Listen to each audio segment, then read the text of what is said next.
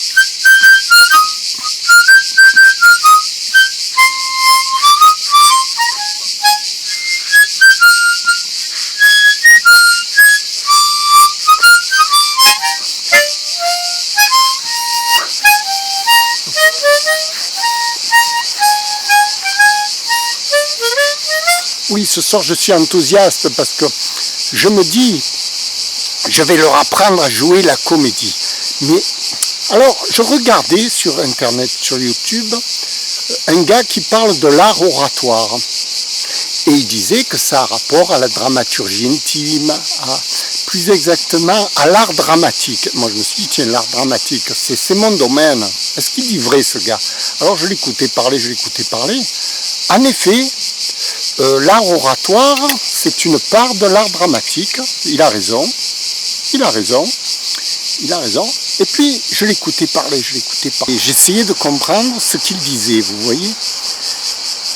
Et alors,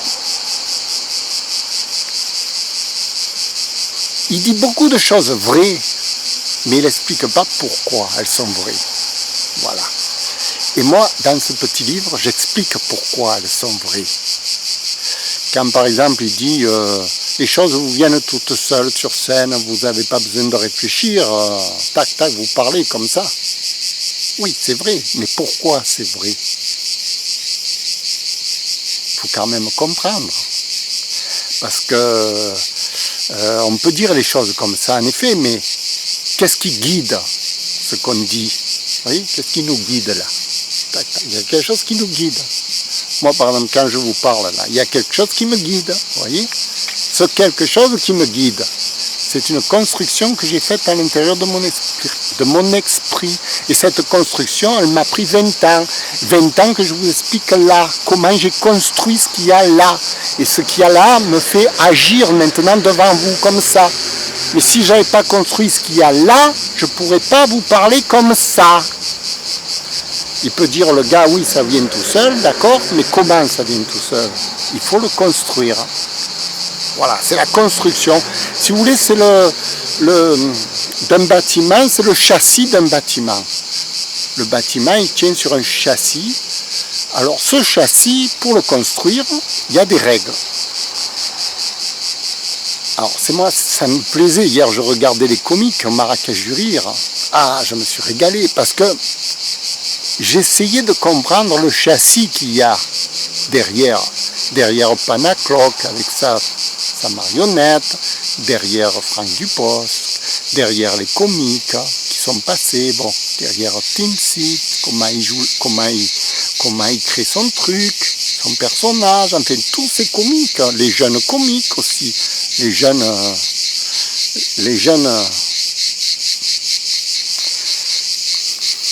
les espoirs, voilà, on va dire les espoirs de la comédie. Ah, j'adore les espoirs. Et ils construisent tous un châssis. Et c'est ce châssis qui est important. Parce que ce châssis va les conduire à produire un résultat. Et ce résultat qu'ils vont produire à l'avenir dépendra de ce châssis qu'ils ont construit. Et ce châssis, je vous l'explique là-dedans. Bande de... Putain, mais je vais m'énerver. Oui, non, parce que le châssis, c'est très important. Si on ne construit pas une construction mentale qui tienne la route, c'est comme un bateau, il faut qu'il tienne la route face aux intempéries, aux tempêtes, à tout ce qui va se passer en mer. Et donc, si vous ne construisez pas un bateau avec une armature assez solide et tout, vous ne prévoyez pas tout ce qui va se passer, vous allez à la mort. Voilà. C'est ça. Mais vraiment à la mort, hein. Vous amusez pas sur la mer, à partir comme ça, au hasard de la fanfare, vous voyez. C'est un peu comme les jeunes espoirs que je regardais hier. Ils partent comme ça en fanfare devant le public, ils font leur numéro et tout ça. Mais où ça va les conduire? Est-ce qu'ils ont construit un châssis assez solide qui va leur permettre de tenir, de se construire, d'améliorer leur performance, de devenir de plus en plus fort? Aznavour, il s'est construit un châssis extraordinaire, le châssis d'Aznavour. Mais quand je le scrute son châssis, mais c'est un type, mais il est en béton le mec, il est en béton, vous voyez. Il peut tout faire. C'est l'as des as, Bon, mais la construction de ce châssis, il a commencé à la construire, lui, à partir de l'âge de 8 ans. Quand il a eu ce rêve de devenir tout à coup un artiste, vous voyez, quand il était tout petit. Et puis il a passé des années à réfléchir, à écrire, à comprendre, jusqu'à comprendre que finalement la plume avec laquelle on écrit, le stylo, c'était ce qu'il y avait de plus important dans son art. Voyez, la plume, c'est ce que je veux dire de l'artiste, c'est la dramaturgie intime, c'est ce qu'on pense là-dedans, qu'on écrit avec le stylo. C'est ce qui sort de là-dedans. Et ce qui sort de là-dedans, c'est l'histoire. C'est l'histoire qu'on écrit comme ça avec un stylo. Cette histoire, elle va vous faire devenir quelqu'un.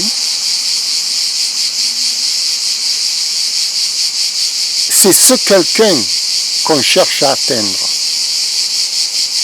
Pour atteindre ce quelqu'un, c'est le personnage théâtral, comme vous diriez ici, Philou Dingo. Pour atteindre ce personnage, il va falloir écrire l'histoire. C'est cette histoire du stylo que Aznavour vante tant, le français, la langue française, qui est son maître, comme Molière, comme tous les plus grands artistes, ont écrit une histoire dans leur tête qui les a fait devenir comme Francis Cabrel quand il chante Petite Marie. C'est une histoire qu'il a écrite qui le fait devenir cet interprète, qui lui fait sortir les notes de la guitare, vous voyez, et qui le présente devant le public comme un chansonnier extraordinaire. Mais au départ, c'est l'histoire qu'il a écrite. Et c'est cette histoire qui va tout conditionner de l'artiste. C'est pourquoi Charles Aznavour, il a tant vanté le français, l'histoire, c'est-à-dire le stylo. Tous les jours, il se lève avec son stylo devant une page, il écrit, il essaye de comprendre. Et chaque fois, il remet sur le métier l'art d'écrire et d'écrire. En fait, c'est pas d'écrire, c'est ce qu'il y a là-dedans qui remet en cause. Qu'est-ce qu'il y a là-dedans? Il cherche ce qu'il y a là, parce que c'est ce qu'il y a là-dedans qui sort avec la plume. Et ce qu'il y a là-dedans, ça va conditionner, ça va fabriquer le personnage. Donc, ce qu'il y a là-dedans, c'est une construction mentale. On en revient à mon petit manuel. Comment devenir un acteur extraordinaire? J'explique moi-même comment j'ai construit ce qu'il y a là-dedans. J'ai écrit une histoire, et l'histoire, je vous la raconte là-dedans. Et cette histoire, elle déclenche tout. Elle va déclencher le personnage d'Ivan Ivanovitch dans sa forme aboutie, que je présente ensuite au public. Tout comme en ce moment, je présente Philou Dingo. Philou Dingo, je l'ai fabriqué à partir d'une histoire. Je me suis dit, à partir de l'histoire de mon livre, à partir de ça, je vais fabriquer Philou Dingo, c'est-à-dire le personnage d'Ivan Ivanovitch, un peu modifié en tant que professeur, mais au lieu d'être professeur dans son école à lui, professeur devant les spectateurs, devant vous, quoi. C'est-à-dire Philou Dingo, c'est le dérivé d'Ivan Ivanovitch, mais devant vous, c'est-à-dire l'improvisation, qui fait une improvisation comme ça, un professorat comme ça, qui s'exprime à tort et à travers sur tout ce qui lui arrive, voilà, sur ses histoires à lui, ses difficultés, ses problèmes, tout ce qu'il a dans la vie, et puis qu'il en rit un peu, puis qu'il en plaisante, et puis qu'il en joue, et puis voilà. Voilà, ça fait un personnage. Ça fait un personnage, le personnage que je vous présente. Tout provient de cette histoire qu'on écrit au départ, qu'on va inventer évidemment. On va l'inventer l'histoire, pour aboutir à un résultat.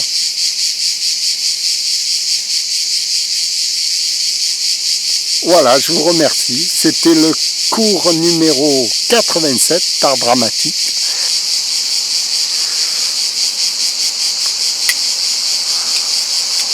Comment devenir un acteur extraordinaire?